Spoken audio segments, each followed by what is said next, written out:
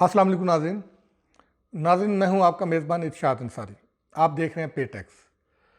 जैसे कि पिछले वीलॉग में मैंने आपको बताया था कि इजी लोन के हवाले से सोशल मीडिया पे ऐप्स लॉन्च हुई हुई हैं, उससे लोग धड़ाधड़ कर्जे ले रहे हैं, उससे जो मसाइल पैदा हो रहे हैं उससे हमने आपको आगाह किया था और आपको बताया था कि इसकी अगली तफसीलात जो है वो हम आपको अगले वीलॉग में बताएंगे। इसमें नाज़रीन हम आपको दो तीन चीज़ें मज़ीद अपडेट करना चाह रहे हैं।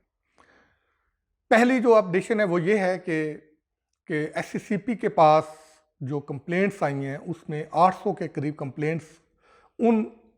दो कंपनियों की जो ऐप्स चल रही हैं, तीन बरवक्त है जो चाइनीज़ कंपनी की है और इसी तरह पीके लोन और इजी लोन जो पाकिस्तानी कंपनी समाय पाकिस्तान की ऐप्स हैं उनके खिलाफ आई थी। उनमें से बहुत सारी शिकायत को एससीसीपी ने जो है वो दूर कर दिया है, उसके मसाइल हल करवा दिए हैं। लेकिन जो इससे ज़्यादा खौफनाक सूरत हाल जो सामने आई है वो ये है कि इस वक्त 15 से ज़्यादा जाली ऐप्स जो है वो सोशल मीडिया पे चल रही हैं जिनके ज़रिए आवाम को लूटा जा रहा है। अब चूंकि एससीसीपी के कवानीन ये कहते हैं कि एससीसीपी सिर्फ एज ए रेगुलेटर उन कंपनियों के खिलाफ कोई कार्रवाई कर सकता है जिनको वो लाइसेंस जारी करता है, और जो गैर कानूनी कंपनियां हैं उनके खिलाफ एससीसीपी कार्रवाई नहीं कर सकता। और इसी चीज़ का एज ये लेती हैं कंपनियां और आवाम को लूट रही हैं और मुआशरे में मसाइल पैदा कर रही हैं। अब एससीसीपी से जब हमने इस मामले पे बातचीत की कि क्या आप लोगों को लूटता हुआ देखते रहेंगे, लोग इसी तरह परेशान हाल रहेंगे, क्या ये जब मसाइल बहुत ज़्यादा बढ़ जाएंगे, खुदकुशियों की रेशो बढ़ जाएगी, मार कुटाई तक मामला चले जाएंगे, तब आप होश में आएंगे या क्या होगा? तो फिर उन्होंने बताया कि हम एज ए ज़िम्मेदार रेगुलेटर हमने हमेशा बर वक्त एक्शन लिया है। जो हमारे रूल्स, जो हमारे कवानीन कहते हैं, हम उनके तहत भी कार्रवाई करते हैं और उससे बियॉन्ड भी अगर कोई चीज़ हो तो फिर हम मुतल्लिका इदारों से, सीसीपी से, पीटीए से, स्टेट बैंक से, एफआईए से हम रुजू करते हैं। और इस मामले में उन्होंने बताया कि हमने ये जो 14 से 15 जाली ऐप्स चल रही हैं उनके खिलाफ हमने बाकायदा कार्रवाई के लिए एफआईए को लिख दिया है और एफआईए को कहा है कि ये जो 14-15 जाली ऐप चला के लोगों को लूटा जा रहा है उनके खिलाफ कार्रवाई की जाए।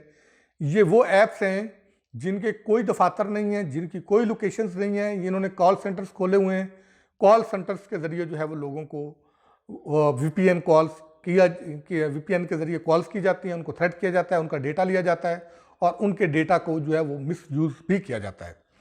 और जहाँ तक जो कानूनी कंपनियाँ हैं उनकी जो मुश्किलात हैं, चूँकि ज़ाहिर है ये नया बिज़नेस मॉडल है, ये दुनिया भर में चल रहा है, पाकिस्तान में अभी ये नया मॉडल आया, तो जब नया बिज़नेस मॉडल कोई भी इंट्रोड्यूस होता है तो उसमें प्रॉब्लम्स ज़रूर होते हैं। तो उन प्रॉब्लम्स की जब निशानदेही होती है तो रेगुलेटर और मुतल्लिका इदारे उनको फिर दूर करते हैं, जिसके लिए अब एससीसीपी काम कर रहा है। एक तो रेगुलेशंस अमेंडमेंट कर रहा है और फिर जो उन्होंने अपने एजेंट्स रखे थे, अब उन एजेंट्स को भी वो कह रहे हैं कि आप इनको ख़त्म करें और आप ख़ासकर फीमेल अपना स्टाफ रखें जो रिकवरी के लिए जो है वो क्लाइंट्स के साथ जो है वो राब्ते में रहे, ताकि वो पोलाइटनेस, शाइस्तगी के साथ बातचीत करें। और दूसरा ये कि अगर कोई क्लाइंट कोई बैड लोन डिक्लेयर होता है तो उसके खिलाफ आप एब्यूजिव लैंग्वेज या दूसरे थर्ड डिग्री के तरीक़ाकार अपनाने की बजाय या कोई और ऐसे काम करने की बजाय कि जिससे कि मुआशरे में अनारकी फैलने का अंदेशा हो, आप कानूनी तरीक़ाकार इख्तियार करें। उस कानूनी तरीक़ा इख्तियार में उन्होंने स्टेट बैंक के साथ उनको ऑन बोर्ड किया है कि जिस तरह क्रेडिट कार्ड का जो डिफ़ॉल्टर होता है उसके जो नाम होते हैं, इन्फॉर्मेशन होती है, वो क्रेडिट ब्यूरो ऑफ इंफॉर्मेशन में चली जाती है। फिर आप जब तक वहाँ से नाम क्लियर नहीं होता तो किसी भी दूसरे बैंक से आप कोई लोन या क्रेडिट कार्ड नहीं ले सकते। तो इसी तरह उन्होंने कहा है कि इस तरह जो नैनो लैंडिंग में भी जो लोग डिफ़ॉल्टर होते हैं तो उनके नाम भी हम आपके सीबीआई में डालने की जो है वो आपको सहूलत दे सकते हैं। ये एक कानूनी तरीक़ाकार इख्तियार किया है। दूसरा, इसके अलावा जो ये तो 8 कंपनियों के लाइसेंस थे जिनमें से 2 कंपनियां जो है वो नैनो लैंडिंग कर रही हैं। तो 8 जिन कंपनियों ने डिजिटल लैंडिंग के लाइसेंस लिए हैं उनमें 6 कंपनियां जो है वो कोई स्टार्टअप्स के लिए लोन देती हैं, कोई कारोबार के लिए लोन देती हैं, वो ये हैं। उनकी भी हम आपको अलग से डिटेल बताएंगे कि उसमें कितनी लैंडिंग हो चुकी है, उसमें किस किस्म के मसाइल हैं। या नहीं है, वो भी हम आपको बताएंगे। बहरहाल ये एक बिजनेस मॉडल है जिस पे वो चल रहा है। दूसरा ये कि इसमें अब रुझान काफ़ी हो चुका है। एससीसीपी के पास 40 के करीब इस वक्त एप्लीकेशंस पेंडिंग पड़ी हुई हैं, लेकिन ये जो मसाइल जिनका मैंने अपने पहले वीलॉग में भी जिक्र किया और अभी भी कुछ जिक्र किया, इन मसाइल के सामने आने के बाद एससीसीपी मुहतात हो गया है और उसने इस शोबे में, डिजिटल लैंडिंग के शोबे में लाइसेंस देने के अमल को जो है वो मज़ीद सख्त कर दिया है, स्क्रूटनी का अमल भी सख्त कर दिया है और ये फैसला किया है कि जब तक ये रिवाइज जो है वो रेगुलेशंस नहीं आ जाते, उस वक्त तक जो है वो इन 40 कंपनियों की जो एप्लीकेशंस हैं उनको वो नहीं किया जाएगा। और एक और चीज़ जो हम आपको बता दें कि वो ये है कि जो अभी ये बिज़नेस मॉडल जो इंट्रोड्यूस करवाया एससीसीपी ने, और उसके बाद अब जो बाकायदा टेलकोस हैं, मतलब टेलीनॉर है, जैज़ है या जोंग है या यूफोन है, वो अब इस मॉडल की तरफ आना चाह रहे हैं। उसकी एक वजह है, इस शोबे में, इस डिजिटल लैंडिंग, नैनो लैंडिंग में पिछले एक साल के दौरान 1100% 1100% ग्रोथ आई है। ये इतनी बड़ी ग्रोथ है कि इस ग्रोथ को देख के फिर बाकी शोबे भी इस तरफ माइल हुए हैं और यही वजह है कि 40 के करीब एनबीएफसी की एप्लीकेशंस एससीसीपी को मिली हैं। लेकिन इसमें एक हमारी गवर्नमेंट से भी एक रिक्वेस्ट है और एक प्रपोजल है कि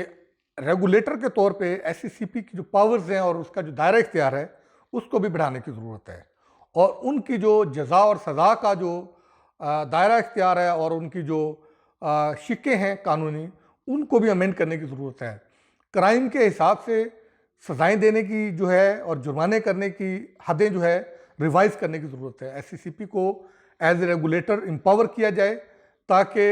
ये इस किस्म के जो स्कैम सामने आते हैं, जो आम आवाम के साथ लूटमार होती है,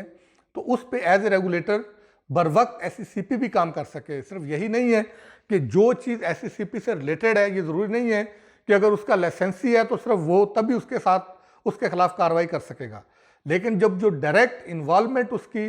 या डायरेक्ट जो जुरिस्डिक्शन है उसकी लाइसेंसिंग का, उस बिज़नेस का, वो उस इदारे से वाबस्ता है, तो अगर उस इदारे के जो रूल्स एंड रेगुलेशंस हैं उसको कोई ब्रीच करता है, उस इदारे की बदनामी का बायस बनने की कोशिश करता है, उस इदारे के नाम पे अगर कोई फ्रॉड करने की कोशिश करता है, तो उस इदारे को इतना इख्तियार भी होना चाहिए कि अपने नाम को बदनाम करने की जो लोग कोशिश करते हैं उनके खिलाफ वो कार्रवाई भी कर सके। वरना ये सूरत हाल इसी तरह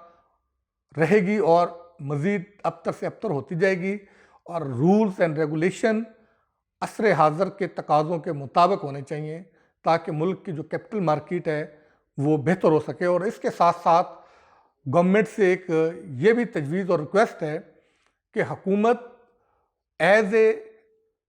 रियासत और एज ए एक माँ के तौर पे अपनी आवाम को और लोगों को ट्रीट करे और उनके लिए इतनी सहूलियात पैदा करे कि लोग इस हद तक मजबूर ना हों कि वो 5-5 हज़ार 3-3 हज़ार रुपए के जो कर्ज़ों के लिए इतना जो है वो कष्ट काटें, हैवी सूद भी पे करें और फिर अपनी ज़िंदगी में जो है वो एक परेशानियों का एक सैलाब भी लेके आएँ जिससे उनकी जो फैमिली लाइफ है वो तबाह होकर रह जाए। तो इससे बीमारियां भी बढ़ती हैं मुआशरे में और मुआशरती बिगाड़ भी बढ़ता है। तो ऐसे एक मॉडल गवर्नमेंट जो है वो इंट्रोड्यूस करवाए ताकि कम से कम रियासत एक माँ के तौर पे इन लोगों को ट्रीट करके ये छोटे छोटे मसाइल एक लेवल तक जो है वो हल हो जाने चाहिए, उनको इस तरफ देखना ही ना पड़े ताकि वो अपनी जमा पूंजी जो होती है वो इस लूट मार की नज़र ना कर सके।